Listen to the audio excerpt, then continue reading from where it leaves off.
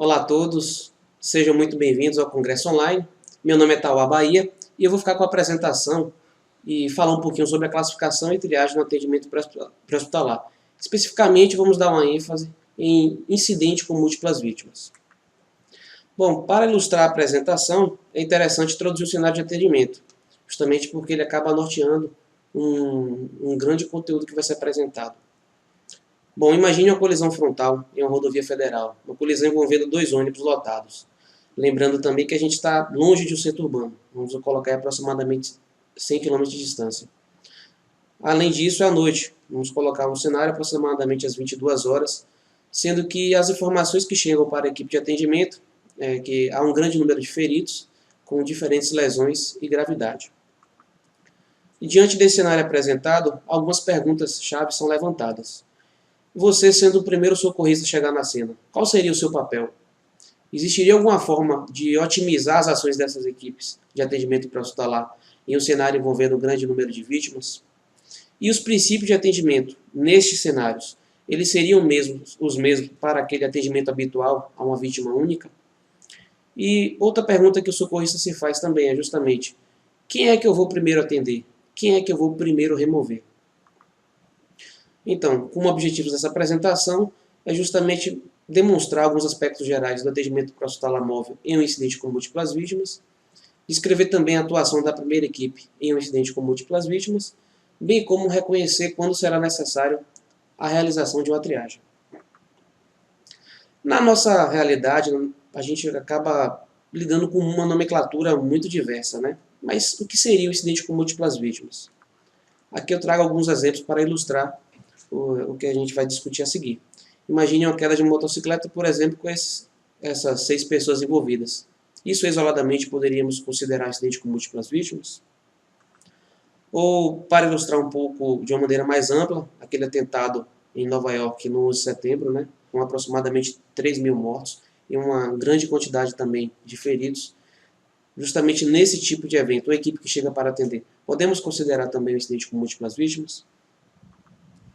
Agora, aquele incidente que teve justamente aqui no Brasil, né, o maior desastre aéreo da história do nosso país, onde 199 pessoas morreram. Não houve nenhum sobrevivente. Isoladamente também poderia ser chamado de um incidente com múltiplas vítimas. Por que eu faço essas perguntas? Justamente porque existem vários nomes. Vocês podem ver incidente com múltiplas vítimas, acidente com múltiplas vítimas, incidentes com vítimas em massa, ou mesmo incidentes com vítimas numerosas. Na prática, o que todos eles querem traduzir, seja aquele com 6, seja aquele com 3.000 mortos, grande quantidade de feridos, ou mesmo um acidente aéreo com grande número de mortos também, todos eles vão significar, na prática, quando a equipe se depara com a insuficiência de recursos.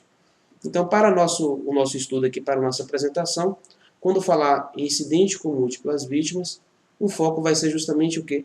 Uma quantidade de recursos, no caso, as equipes que chegam para atendimento, em número insuficiente para a demanda que está sendo solicitada, que está sendo exigida em qualquer tipo de cenário. Bom, e para nortear justamente a assistência pré-hospitalar, existe um princípio que deve ser seguido. É justamente fazer o melhor para o maior número de vítimas. Aí, nesse contexto, surge uma outra grande pergunta. Como é que eu consigo respeitar esse princípio? Justamente nesse tipo de colocação acaba surgindo um grande conceito sobre a triagem, que é justamente a classificação para se determinar as prioridades, mas não só atendimento. Existe uma triagem para fazer aquela classificação inicial, uma triagem para esse atendimento de primeira resposta, o tratamento propriamente das vítimas e também a triagem de transporte. Sendo que qualquer triagem ela deve ser utilizada para otimizar os cuidados quando temos uma demanda de atendimento que excede muito a nossa capacidade de resposta. Aí volta aquele slide anterior, quando falamos justamente sobre a insuficiência de recursos. Além disso, é importante ter em mente que a triagem é um processo dinâmico, justamente porque a condição clínica do paciente ela muda no decorrer do tempo. Então, existe a necessidade de reavaliação contínua, e esse processo de triagem, por ser dinâmico, vai nos dar, em vários momentos, o paciente que é classificado de uma maneira mais leve, evoluindo com a gravidade, por exemplo. Isso é uma situação relativamente comum. Além disso, existem vários métodos de triagem. Aí eu faço uma pergunta que talvez você poderia me fazer, se estivesse aqui presente comigo. Existe um melhor método? Na prática, são feitas recomendações em cima de alguns métodos de triagem. Dizer que existe o melhor método talvez não seja mais adequado, mas assim, o melhor método seria aquele que a equipe de resposta pré-hospitalar, ela conheça. Bom, a resposta pré-hospitalar ao acidente com múltiplas vítimas, ela pode ser dividida nos 3 T's. A triagem propriamente dita, né, a triagem de campo, o tratamento e o transporte, a evacuação. A triagem de campo ela é aquela realizada na abordagem inicial à vítima. Então, idealmente, ela já feita assim que chega-se no cenário de atendimento. Existem algumas etapas deste processo, previamente esse processo de triagem, que vão ser descritas mais à frente. Mas na prática, essa triagem de campo é aquela triagem simples e rápida. O socorrista que a realiza não pode perder tempo e não pode se confundir com a parte de atendimento que tem que vir na sequência. Após a triagem de campo é realizado o tratamento. Lembrando que ela é feita de uma maneira mais, seguindo como é o tratamento, né, considerando o cenário de trauma, ela deve ser feita de uma maneira mais criteriosa. Então não pode ser tão simples e tão rápida. Na prática, acaba se utilizando o ABCDE do trauma, que é conhecido por todos. E na sequência temos também o transporte, ou a evacuação do paciente. Sendo que existe também uma ordem de evacuação. Não significa que, da mesma forma que teve uma triagem de campo, uma triagem no tratamento, com a reclassificação dos pacientes, eu tenho que saber quem primeiro vai ser transportado. Bom, a triagem de campo é a classificação rápida das vítimas, isso vai ocorrer ainda na cena. E ela tem um objetivo fundamental, que é justamente priorizar quem vai ser atendido na sequência. Alguns métodos de triagem permitem algumas intervenções. Agora, o ideal é que ela seja simples, rápida, sistematizada, objetiva, direta. Não se perca tempo. A mais utilizada, não podemos dizer aqui, como já falei anteriormente, o melhor método, mas a mais utilizada, que inclusive é recomendada pelo Ministério da Saúde, é justamente o método START. O método START significa a triagem simples e rápido tratamento. Ele, exposto aqui nesse slide, de uma maneira destrinchada, ele vai focar em algumas perguntas-chave, estão aqui em azul. Vou destacar aqui a capacidade de andar. Se o paciente não tem a capacidade de andar, o próximo passo a ser avaliado é a respiração. Se ele não respira, o próximo passo a ser dado é justamente avaliar as vias aéreas, avaliar a capacidade de respirar com o posicionamento das vias aéreas. Esse é um lado da avaliação. Do outro lado, temos ainda como avaliação o enchimento capilar ao pulso radial e a resposta a um comando simples. Se vocês observarem, isso aqui dá para ser feito de uma maneira muito rápida pelo socorrista bem treinado. Bom, o tratamento ele vai ocorrer após a triagem na cena, sendo que nesse momento, né, já foi feita a triagem, então foram estabelecidas prioridades de atendimento.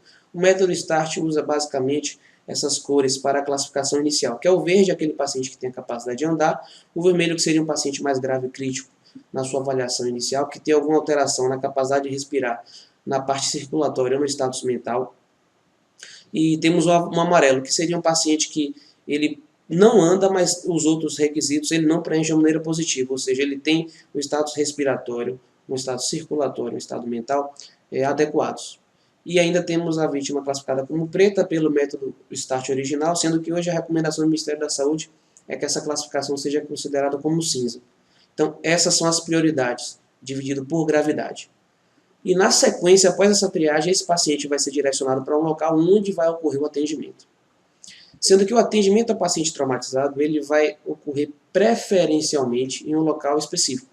Em algumas vezes, em algumas situações, isso aí pode não ser possível justamente porque os recursos não são disponíveis para tal. Eu vou falar um pouquinho mais à frente de alguns locais que podem servir de exemplo. Além disso, a reclassificação que é feita durante esse atendimento, ela é baseada nesse resultado. Ou seja, fiz a triagem de campo, peguei essa vítima, coloquei ela no local específico, foi feito o atendimento a ela. E baseado no ABCDE do trauma, na avaliação preferencialmente médica, esse paciente pode ser inclusive reclassificado. E aqui já se consegue avaliar o erro mais comum, os erros mais comuns, que são a subtriagem, né? O subestimar a gravidade do paciente, ou a supertriagem, fazer com que aquele paciente menos grave, eu classifique ele como mais grave. E aqui o socorrista consegue fazer esse filtro. E aí a reclassificação também vai otimizar os recursos ainda em cima. Aqui está um exemplo de uma área de concentração de vítimas, né? Com um sistema de lonas foram posicionados aqui. Podemos ver as duas lonas, as lonas amarela e a lona vermelha, né? Essa foto ela é de um simulado, de um exercício simulado. Então dá para perceber a concentração de vítimas, esse é um exemplo.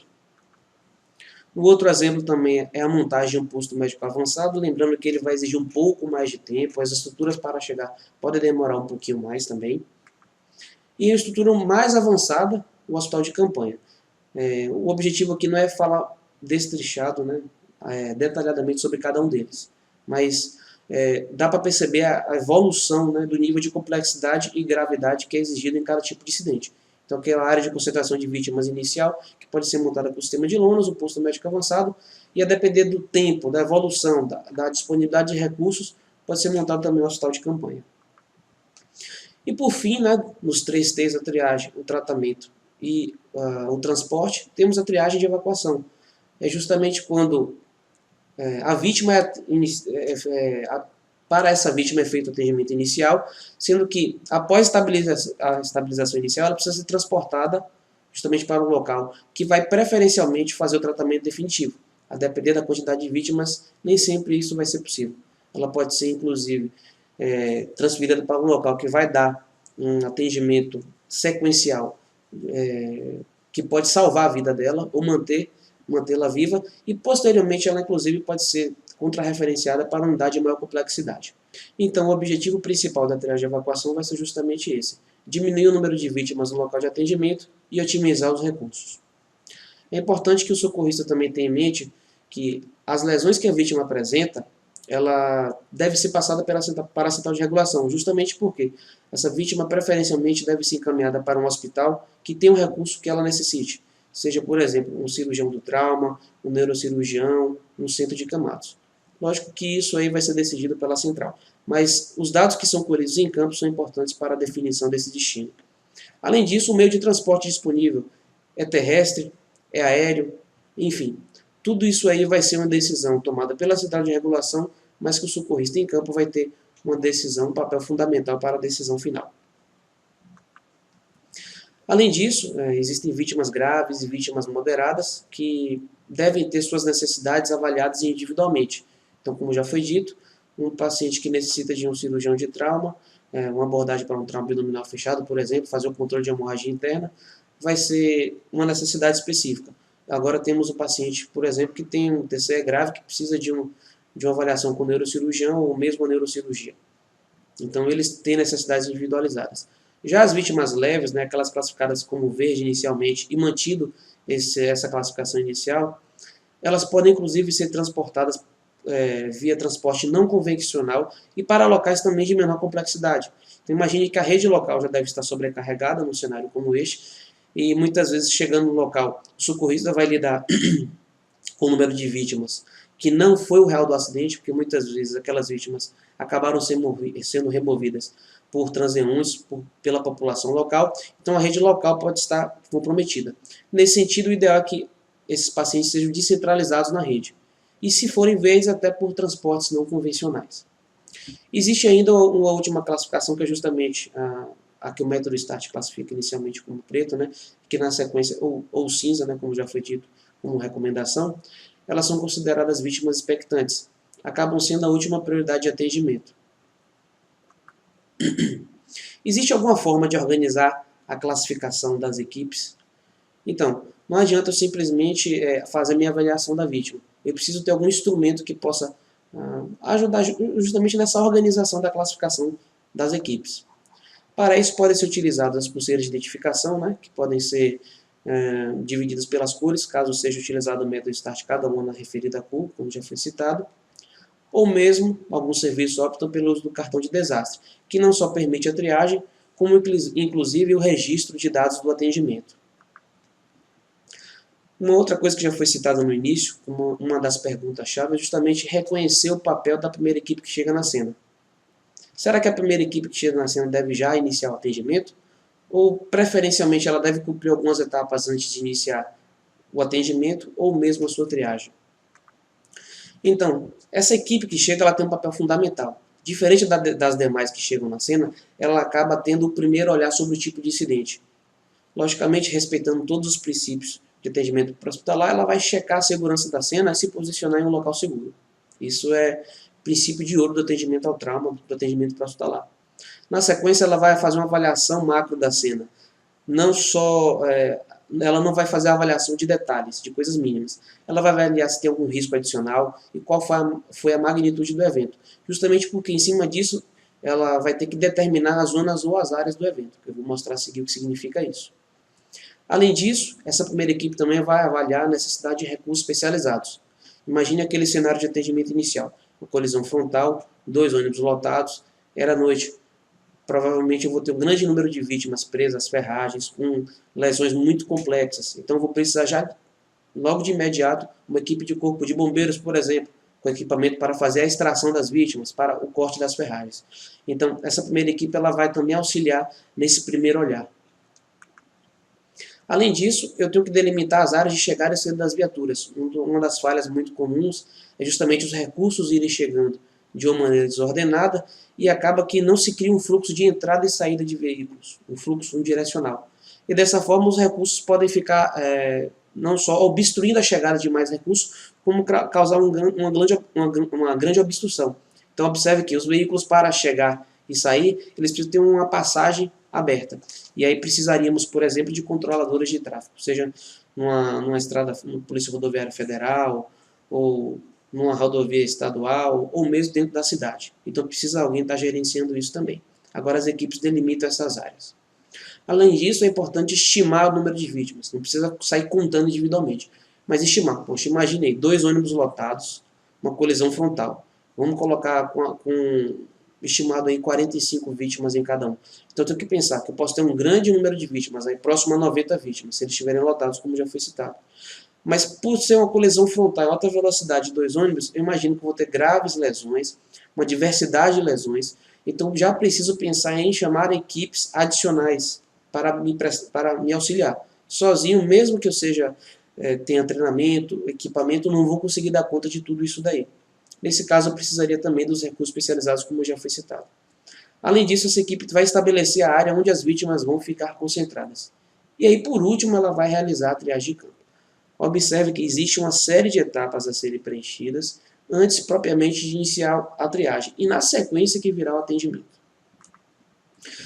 Aqui estão listados alguns exemplos de equipes especializadas de suporte, o próprio SAMU, que é uma representante do atendimento pré-hospitalar, Corpo de Bombeiros Militar, equipes especializadas em resgate vertical, espaço confinado, com produtos perigosos, busca e resgate de estruturas colapsadas, brigadistas, a Polícia Militar, a Guarda Municipal, os agentes que controlam o tráfego, Defesa Civil, forças militares. Lógico que os recursos vão ser solicitados à medida que forem sendo necessários.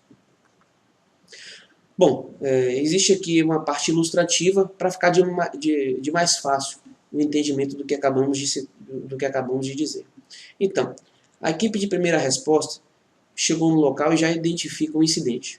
Esse sinistro ocorreu numa determinada área. Essa área vai ser considerada justamente a zona quente. Existe uma outra área que vai ser a zona morna, que é justamente uma área que pode ser uma expansão dessa zona quente. E também ela acaba delimitando uma zona fria, que seria uma zona considerada segura para a atuação das equipes. Feito isso, é interessante já instalar um posto de comando local. Então eu sou o primeiro socorrista a chegar no local, existe um sinal, uma sinalização, desculpe, que é facilmente compreendida por aqueles que trabalham em gerenciamento de desastres, que é justamente posicionar um cone em cima da viatura. Então, se eu sou o primeiro a chegar, eu identifiquei a zona, né? A zona quente, a zona morna, a zona fria, me posicionei no local seguro, identifiquei a magnitude do evento, os riscos adicionais, enfim, e coloquei um cone em cima da viatura. Ali, quem chegar no local vai saber que ali foi estabelecido o comando inicial. É importante também, na sequência, eu já tentar posicionar o local onde as vítimas vão ser concentradas. Lembrando que a lona preta ela deve ser montada junto das demais lonas de atendimento. Além disso, se for necessário e eu tiver estrutura para isso, se for um número de vítimas que exceda 10, que essa é uma das recomendações, eu posso optar também pela montagem de um posto médico avançado. Lembrando que toda essa estrutura tem que pensar no fluxo unidirecional de veículos, ou seja, minhas viaturas ela tem que chegar para um lugar e sair por outro, não ocasionando obstrução ao fluxo de viaturas. E por fim eu realizo a triagem em campo. Lembrando que a zona quente, muitas vezes se fala, a zona quente não é a equipe acaba não atuando na zona quente. Na verdade, essa zona quente ela tem um risco controlado. Justamente porque, quando você atende um acidente de carro, esse acidente de ônibus, por exemplo, voltando mais uma vez ao cenário inicial. Ali é uma zona quente, porque foi a zona do sinistro. Só que depois que foram avaliados todos os riscos, ou seja, foi feito não há vazamento de combustível, não há risco de incêndio, não há risco de explosão, a equipe de resgate já permitiu o acesso do socorrista, né, por exemplo, o SAMU. Então aquela é uma zona quente, mas seus riscos estão controlados. E é uma zona onde a equipe acaba atuando. Então a triagem é feita logo nesse momento. Caso essa zona quente ela implique, nela exista ainda algum risco adicional, por exemplo, está tendo fumaça, os cabos da bateria ainda não foram desligados, o carro não está calçado, enfim, nesse momento o socorrista ele não está autorizado a entrar nesse cenário. E as equipes de resgate vão fazer a busca e resgate das vítimas e vão trazê-la. Então essa triagem pode ser feita no momento secundário, por exemplo, na zona fria. Isso porque o socorrista que é treinado, tem equipamento, está preparado para atuar na zona quente, os brigadistas, enfim, o bombeiro, que é um dos principais representantes, eles trazem as vítimas e aí na sequência a vítima é feita a triagem em cima dessa vítima que é retirada da zona quente. Bom, um outro conceito que é importante se falar em atendimento pré-hospitalar é justamente sobre regulação médica. Então, existe uma central de regulação, o SAMU é o serviço que está mais vinculado a esse tipo de funcionamento, né, de gerenciamento de atendimento, que é justamente todo atendimento dele é feito e na sequência uma central de regulação que vai determinar justamente para onde o paciente vai ser removido. Só que em um cenário de incidente com múltiplas vítimas, ela tem um papel adicional, que é justamente, se tiver um plano de contingência na rede assistencial, ele deve ser ativado pela central de regulação.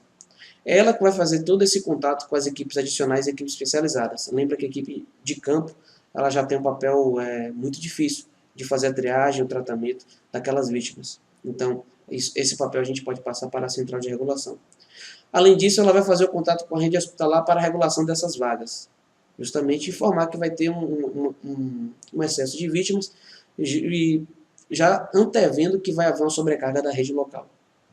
Ela também, a depender do tipo de cenário, pode fazer a montagem de uma sala de crise, uma sala de situação, enfim, existem vários nomes para isso. Justamente em algum momento que se perceba que esse acidente pode tomar uma proporção muito grande, exigir um maior tempo e a atuação de um maior número de componentes dessa rede de resposta pré-hospitalar. Além disso, ela deve manter o contato permanente com o comando de operações. Então, em alguns sistemas, se fala muito sobre o sistema de comando de incidentes, ou o sistema de comando de operações. Então, alguns estados já utilizam ele de uma maneira muito bem organizada. Então, essa central ela vai manter um contato contínuo com o comando de operações. Existe uma outra modalidade também de regulação que é citada nesse tipo de cenário de incidente com múltiplas vítimas, que é justamente a regulação de campo.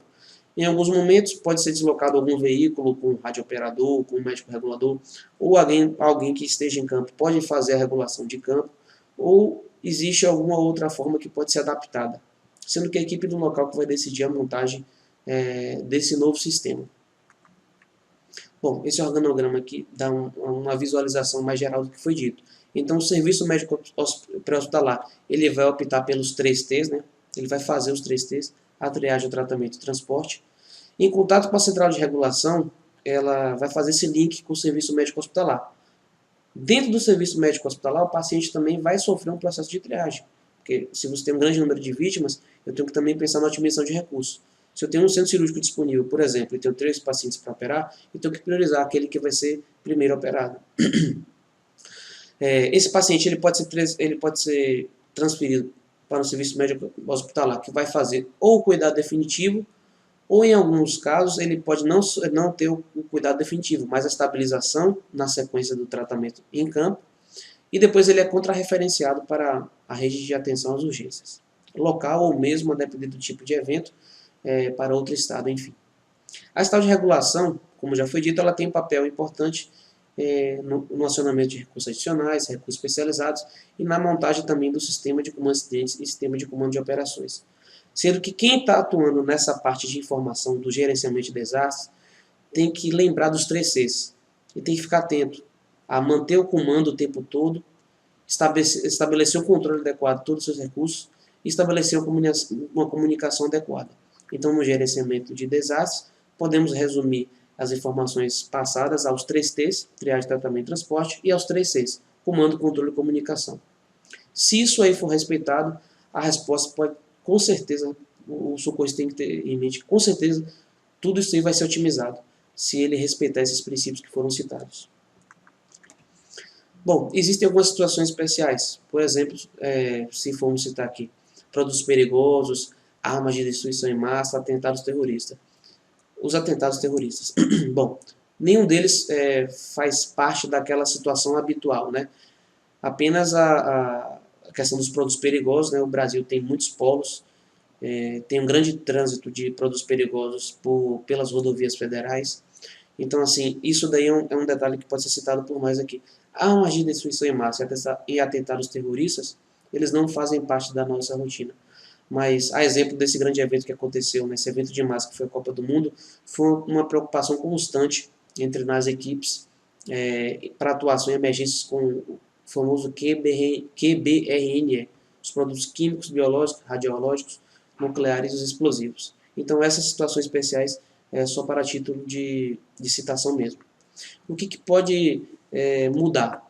Então, se lidamos com produtos perigosos, aí temos que pensar no processo de descontaminação. Então, o produto perigoso, ele não a vítima que tem um produto perigoso, ela não vai ser posta em contato direto com o nosso profissional que vai fazer a triagem, então ela tem que antes ser descontaminada.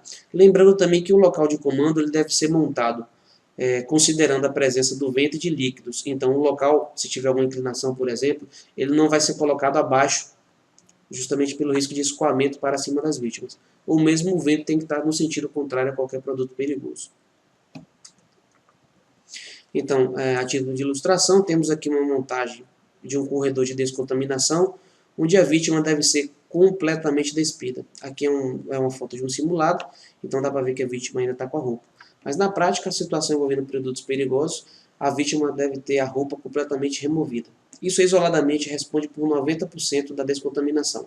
E na sequência, pode ser feita a ducha com a água, né, direta na vítima, e também existem alguns produtos específicos, que aqui não é o objetivo estar citando cada um deles. Bom, é uma pergunta que eu costumo falar justamente para tentar provocar um senso crítico no socorrista.